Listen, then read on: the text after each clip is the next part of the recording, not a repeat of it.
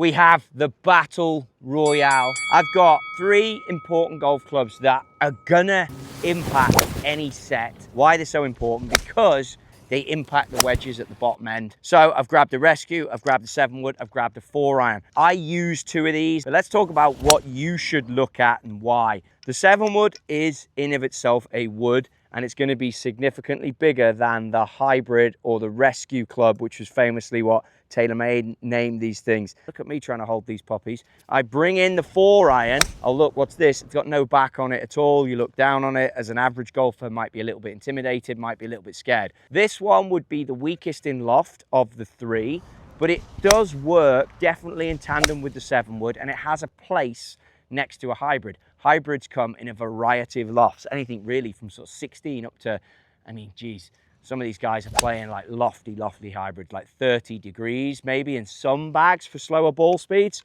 But ultimately, it's a larger head in the hybrid, so it's maybe a bit easier to hit than a 4-iron. But a 4-iron has its values. The main value, and I keep trying to get this profile that you can see it this way, by having no mass, no weight back behind it, if you hit the golf club with a 4-iron away from the center, it's not gonna curve as much. These things have something called gear effect. You'll have seen those rounded face irons now that are out there. Jason Day's been playing around with them. A flat face on an iron makes total sense because, and this is where I get lost on that stuff, the gear effect doesn't exist on an iron. But when I ping a 4-iron down there, just in layman's terms, yes, it's harder to hit 100%, but the shot shape shouldn't be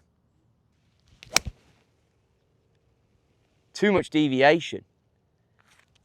That's a controlled apex. I reckon there might be a bit of breeze off the left here today, Q. Let's do some divot watching, because you know I love it. That's a good divot. The darker piece is in the middle, so the lie angle's good on my 4-iron. We were just talking off camera about how you can set lie angles to impact your dispersion and your miss.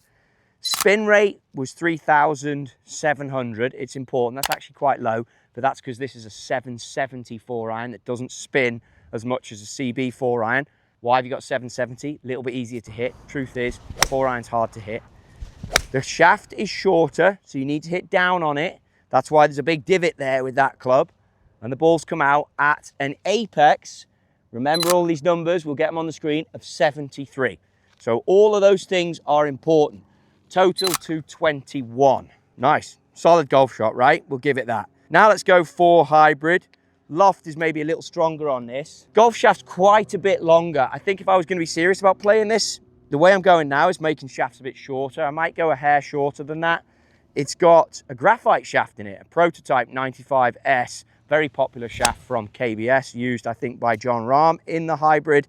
Hybrids, you want to play slightly lighter than your set. That's a 110. This is graphite, slightly lighter. Get a bit more speed. Yes, I can use it off the tee. Yes, I could put it in this divot. It would come out quite easy from that. If I put it in the front of the divot, such as the sole, you might look at these soles and think, what's all the shape on this? But such as the sole, it pushes the rough out of the way. I think the key tip for the hybrid is you do still want to hit down on it slightly. You can get more shape on these clubs. So we're looking at 73, we're looking at 3,700 spin rate. Horrendous.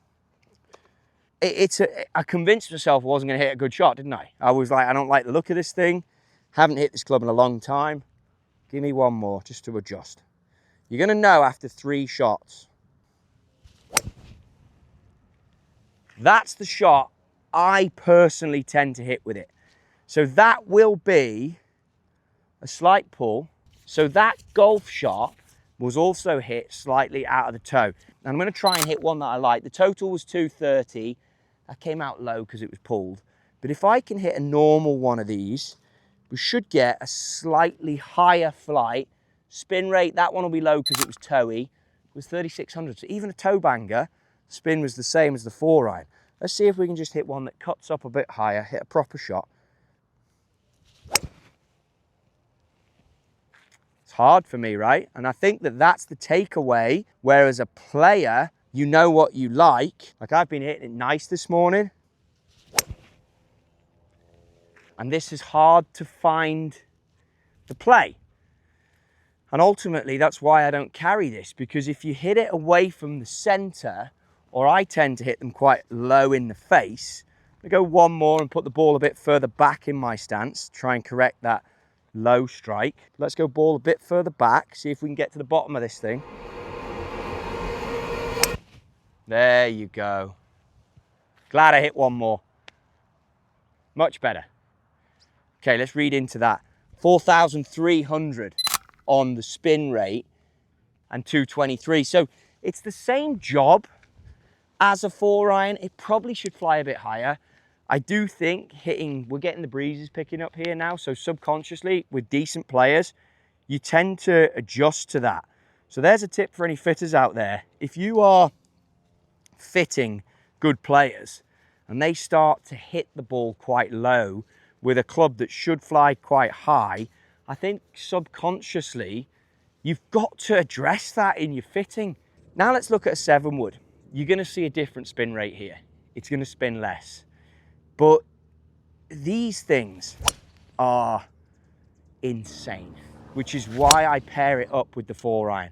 It goes a lot further than the 4-iron, but it can go high, it can go low. Because of the size of the head, the perception is the shaft is quite short. It's the longest of the 3 shafts here. Take a look at that. I've got the lie angle how I want it. I can hit draws, I can hit fades, I can hit it out of a divot, I can hit it off of nothing, I can hit it off of a tee. Paired up with a 4-iron is just an absolute beast. Look at the divot. That one wasn't quite turned on to, it wasn't what we want, but look at the divot. Look at how it just goes through the turf. Third shot's going to be the one. There's the reaction to the first shot. But this is a club you could just hit forever. Look at the height. I am blown away with this golf club. 80 on the apex, 240 on the carry into breeze. That last one was a good shot. And then if I look at the spin rate, 4,700. It's a club you just want to keep hitting. Any lie you want, any shot shape you want. I think that this is becoming the modern day pivot point through the set. I think 20 years ago, the 5-wood was the pivot point because a 5-wood was 21. This one reads 21. I've got a firm tip golf shaft in this. That is heavy, it's 80 grams, heavy for graphite for me, firm tip. You've got a lot of loft. You're going to generate a lot of spin. This isn't, we did a 3-wood video, which we'll put a link to. This isn't a soft tip wanting to get the ball up. This is a wanting to control the flight if you've got speed situation. Look at that when you buy one, because some of them will have lighter shafts off the rack. This is why you've got to get a custom fit. They'll have lighter shafts, softer tips. It's not what you want if you've got speed. You want heavy a shaft, stronger tip. Tip cut it 2 inches. Don't be afraid going 2-inch tip cut. Cut that thing short. And I think I said this is short. This is like 42.5 USGA ruler. For me, it does everything this does.